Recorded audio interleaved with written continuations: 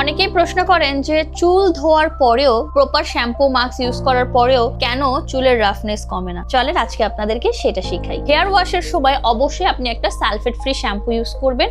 শ্যাম্পুটাকে ভালো করে ক্লিন করার পরে একদম সুন্দর করে স্কুইজ করে চুলের যতগুলো পানি আছে, এক্সট্রা ওয়াটার আছে, সেটাকে আপনাকে সরাই ফেলতে হবে। এরপর হেয়ারের মিড থেকে নিচের লেন্থ পর্যন্ত হেয়ার মাস্ক অ্যাপ্লাই করে ভালো করে ইমালসিফাই করতে হবে। দেন 5 to 7 মিনিট ওয়েট করব আমরা। এরপরে নর্মাল ওয়াটার দিয়ে ওয়াশ করে নিব এবং চুলটাকে ঠান্ডা ঠান্ডা বাতাসে বা নর্মাল ফ্যানের বাতাসে শুকায় নিব। হালকা ভেজা থাকা অবস্থায় একটুখানি সেরাম দিয়ে দিব। এইটা যদি আপনি ফলো করেন আপনার হেয়ারও সবসময় সুন্দর থাকবে। সো এরকম আরো জটিল জটিল প্রবলেমের সহজ সমাধান জানতে হলে ভিডিওতে সেভ করে রাখতে হবে এবং শেয়ার করে দেন। আর নেক্সট কোন প্রবলেমের সলিউশন চাচ্ছেন সেটা কমেন্ট করে ফেলেন। ইনশাআল্লাহ আমার নেক্সট ভিডিওটা আপনার প্রবলেম সলভিং এর উপরেই হয়ে যাবে। সো দেখা হবে, ভালো থাকেন, আল্লাহ হাফেজ।